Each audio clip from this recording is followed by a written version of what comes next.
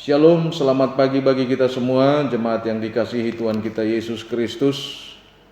Sebelum kita memulai aktivitas kita, marilah kita bersyukur kepada Tuhan melalui ibadah kita. Namun sebelum kita mendengar firman Tuhan, kita berdoa. Segala puji syukur bagimu Allah Bapa yang bertahta di dalam kerajaan sorga. Buat kebaikan-Mu Tuhan yang kami rasakan hingga pada saat ini, Kau izinkan kami Tuhan untuk kembali melakukan aktivitas kami melalui napas kehidupan. Biarlah Tuhan, apa yang akan kami lakukan hanya karena kasih setia-Mu. Dan biarlah Tuhan, sebelum kami melakukan aktivitas kami bersyukur melalui firman yang akan kami dengar. Berfirmanlah Tuhan bahwa kami, anak-anak-Mu, telah siap untuk mendengarnya. Amin. Bapak, Ibu, Saudara-saudara, firman Tuhan pada hari ini bagi kita tertulis di dalam Mazmur 126 ayat 3, bunyinya seperti ini. Tuhan telah melakukan perkara besar kepada kita, maka kita bersukacita. Tuhan telah melakukan perkara besar kepada kita, maka kita bersukacita. Demikian firman Tuhan. Jemaat yang terkasih dalam Kristus Yesus, salam sehat bagi kita. Ada dua bahasa yang umum yang dapat menarik perhatian banyak orang di dunia ini, yaitu yang pertama, yaitu lagu atau irama.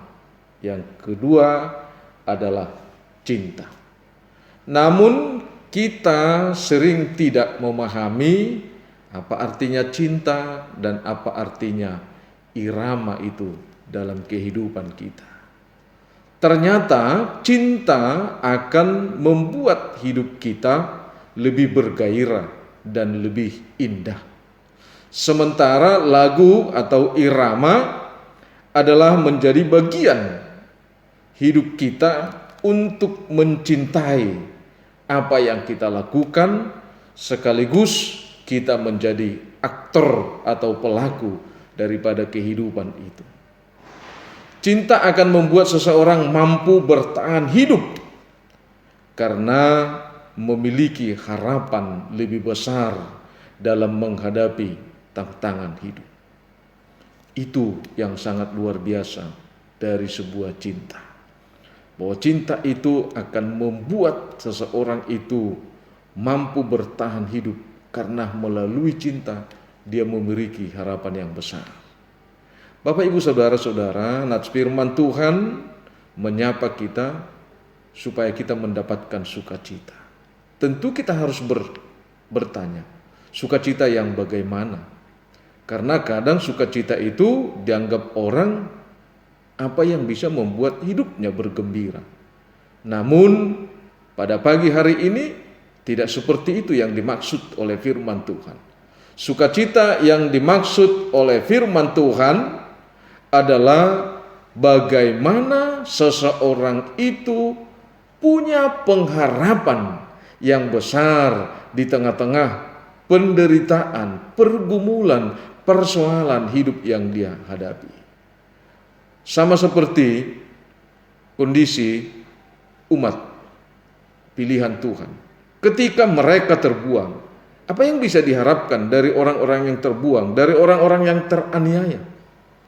Namun di tengah-tengah kondisi seperti itu, kalau kita tanya, apakah memang ada harapan dalam kehidupan mereka untuk keluar dari pembuangan itu, untuk meninggalkan kondisi keterpurukan hidup seperti itu? Tentu mereka katakan ada kerinduan, ada harapan yang besar. Namun di mana harapan itu dan siapa yang memberikan harapan itu? Siapa yang menjadi tokoh pahlawan daripada pengharapan itu?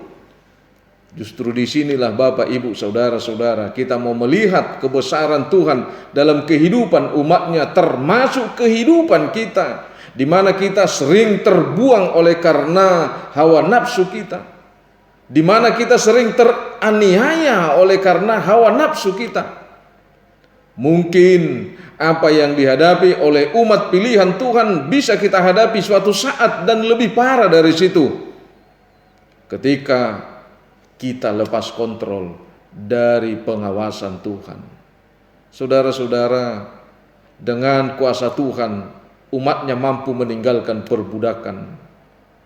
Umatnya dibawa menjalani proses pemulihan melalui pertobatan dan kesetiaan kepada Tuhan. Melalui proses itu Tuhan mengingatkan untuk membangun kembali kualitas spiritualitas iman mereka. Kesetiaan mereka kepada Tuhan, di sanalah letak daripada kualitas spiritual itu.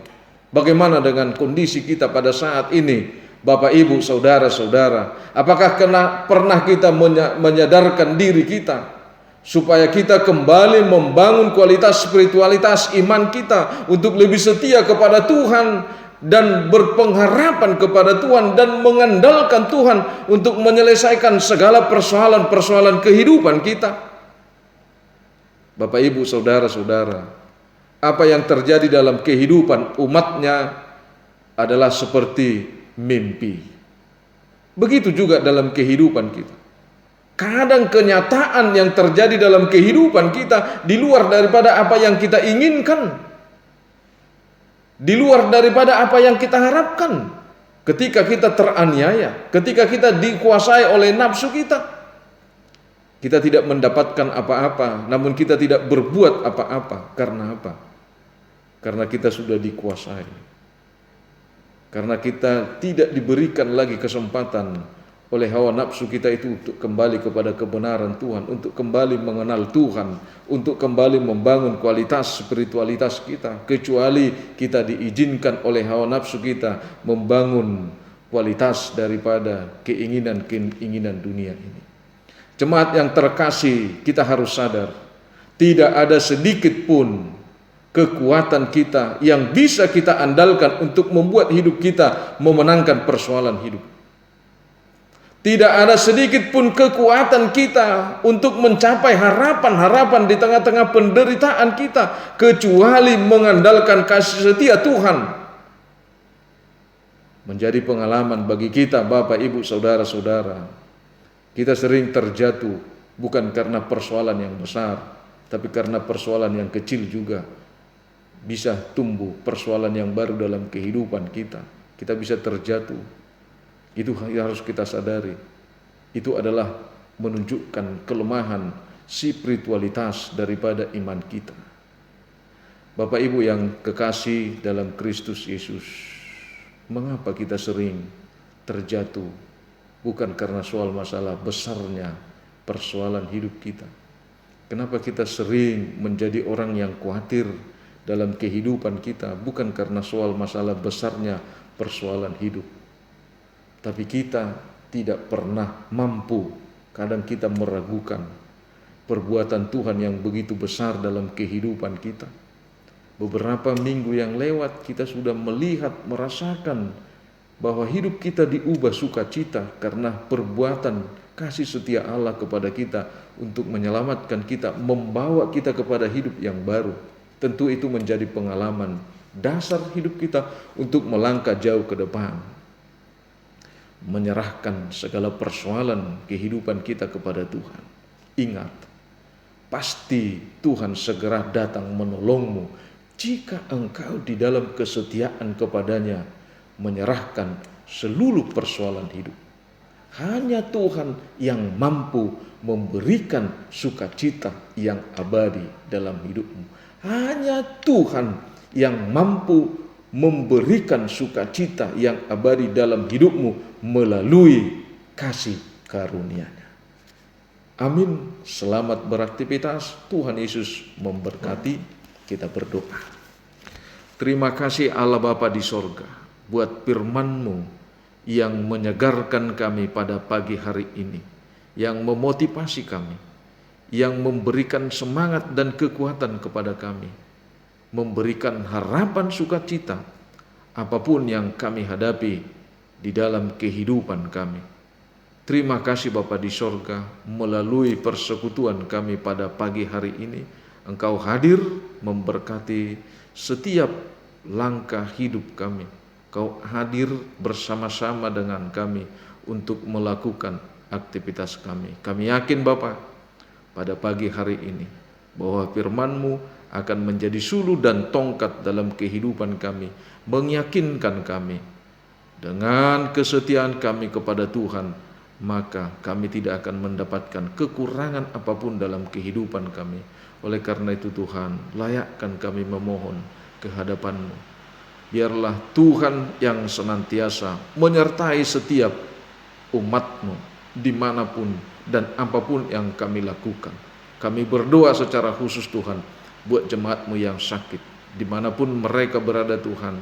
Jika mereka dirawat di rumah sakit, biarlah Tuhan yang memberkati setiap obat dan makanan yang mereka perlukan, dan memberkati dokter dan medis. Begitu juga dengan keluarga Tuhan.